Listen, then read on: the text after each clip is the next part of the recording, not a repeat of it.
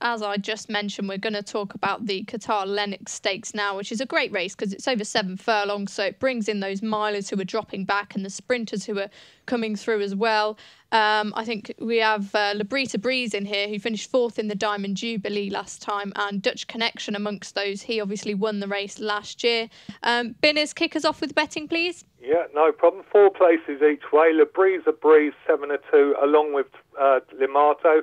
5 Spirit of Valour, 7 Home of the Brave, and it's 10-1 bar. Okay, we've spoke about the ground, so obviously that brings in Limato straight away. I'm not sure if they're going to run. Are you sure yet? I think it's going to be a late decision, and they're going to see what what it's like closer to the off time. But it certainly brings a new dimension to the race, because I'd kind of factored him out thinking he wasn't going to be running, and then he appeared in the declarations yesterday when they came through. So it does add another dimension to it completely, and the class angle, he provides it, because him and Librita Breeze been running in the top sprints, and Limato's equally adept at 7 furlongs. So it's a tough nut to he's going to be a tough nut to crack. Well, the favourite has won 5 of the last 6 runnings, so if Librita Breeze is the current favourite, would he be your selection?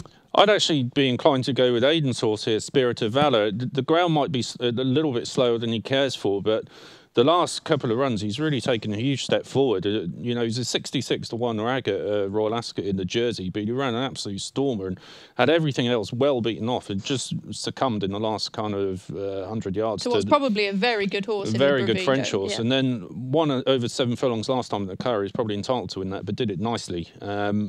And he's just one of Aidan's that's taken a big leap forward in the last couple of starts. He's probably found his niche at 7 furlongs. It seems to be the ideal trip for him. He'll make them all go. Yeah, I quite like that idea. As you say, by Warfront, might be wise to keep an eye on the ground, but he's improved no end. Justin, over to you next. What do you make of the Lennox Stakes? Yeah, I think the reason that Spirit of Valour has improved no end is because they've discovered that fast ground is what he wants, and he had it at Ascot, had it at the Curragh the last day.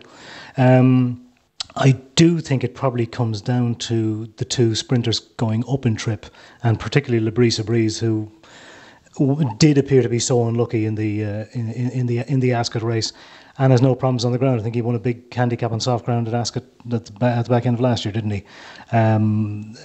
He is the one that ticks most of the boxes for me. Spirit of Valour if Spirit of Valour handles the ground, it brings a new dimension into it, but I think the slower the ground, the worse his chance probably is. And okay. Librita Breeze for me. Okay, Ben, has anything interesting been going on in the market here with Limato? Obviously, always bound to make it more interesting. Yeah, not really, Matt. He's been solid at 7-2. I think if he does line up, it will indicate that Henry Candy's happy with the ground. And I believe he said in the past that 7 furlongs is his best trip. And he's been running in Group 1s for a long time, down in class in this Group 2. And if he takes his place, I think he'll be very difficult to beat. Okay, simple as that then from Binners. We're going to talk about the Qatar Goodwood Cup at 3:35 now. Obviously, we have Big Orange, everybody's favourite horse, who's bidding for a hat-trick, the 3rd win in a row. Double Trigger is the only horse to do so, but he didn't manage to do it in consecutive years. Do we think he can do it? Yes or no? Kick us off, Nick. Yeah, I think he probably will do it, but I'm not going to tip him. Does that answer your question? Or yes, it does. That's a Maddie answer. That's something I'd say probably. Yeah. Not for you? No, I think he's the most likely winner, but I always prefer to looking for something at bigger prices, and I'm going to put up a horse that Justin probably hates, US Army Ranger, who... I believe you gave him a positive mention a few weeks ago, didn't you, on here? Yeah, I did. And yeah, he's a tricky horse. I mean, he hasn't won since he won his trial last year at Chester, and he's had a few disappointments since then. But they're trying to reinvent him into a stayer, and they ran him in the Queen Alexandra last time, which might have been a step too far for him. It was a hell of a long trip, the Queen Alexandra. Didn't run badly at all in that, finished 3rd. Back to 2 miles here. I think he's in the first-time hood. And... yeah, I mean, he's number 2, isn't he, for them, behind Order of St George, who's very much their top stayer. But I'm just interested in the fact that they're persevering with him for a start. They're running him in a lot of good races, which, indicates they might still have seen something in him that he could compete at this level. It's a bigger field, which I think might help him. I just think he's a bit of a quirky horse. I'd just like to see him buried in this race and, you know, hopefully just do as much on the bridle as he can and, you know, let's see what he's capable of. 2 miles should be his optimum trip. I think it might have been a bit too far last time. Maybe he doesn't have the pace for a mile and 4. Justin will probably just tell me I'm talking absolute nonsense and he's a real rogue. But at double-figure prices, I think he's got a fair chance of hitting the frame. OK, talking of prices, Binners, what price US Army Ranger and the rest of them? Well, 14 to 1 the US Army Ranger. Paddy's giving a free bet if your horse finishes second or third or fourth to the SP favourite. According to the market, Big Orange is a certainty. 5 to 6 favourite.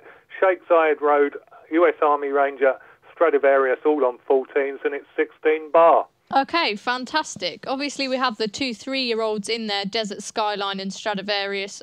Tom Siegel talks about the weight advantage and how much he wanted those 3-year-olds to run.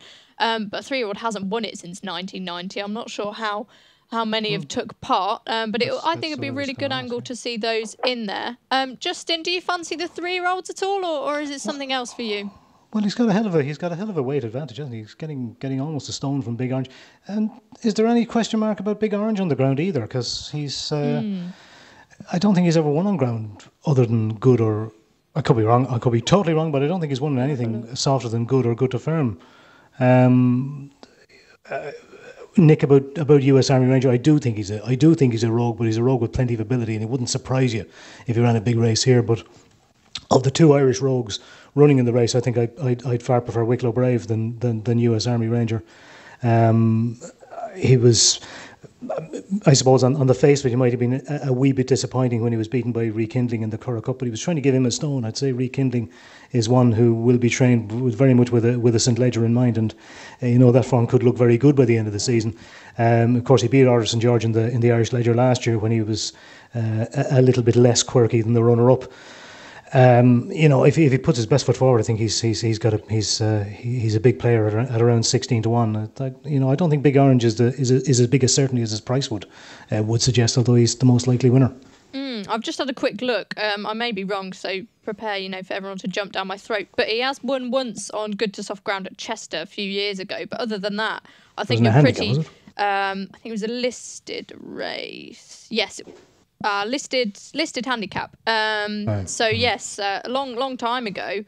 So you may be right there in just highlighting that the ground might be a problem for Big Orange. What do we reckon at bigger prices could come out and challenge him? Nick, anything other than US Army Ranger that you just think I might give that a bit of a squeak? Because we all know Big Orange's profile. We're very familiar with him. But do we think there could be something coming up through the ranks? Well, I think Justin's one is a very fair shout for a horse who's done what he's done. And as Justin said, you know, beat Order of St George last season. Order of St George, obviously, since been placed in an arc and all but beat Big Orange, didn't he, at Ascot last month? So, do you think? I know he's not running, but just to ask the hypothetical question, do you think Order of St George would win this rematch here at Goodwood?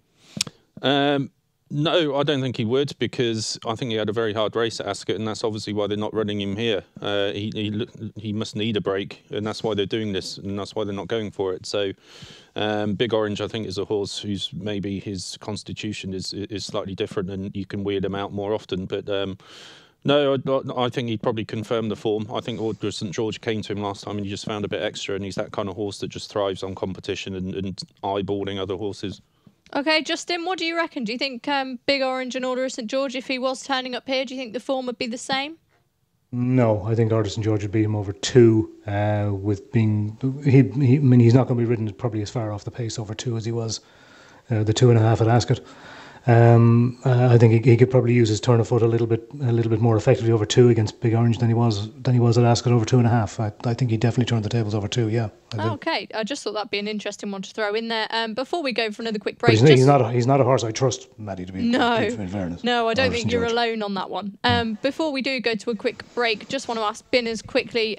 What do we think, Binners, towards the bottom of the market? Anything? I mean, it's a very big field. I think it's the biggest since the turn of the century. I mean, Michael Bell he was loving the sun out before Ascot. I think Big Orange is a really poor price considering he might not like the ground.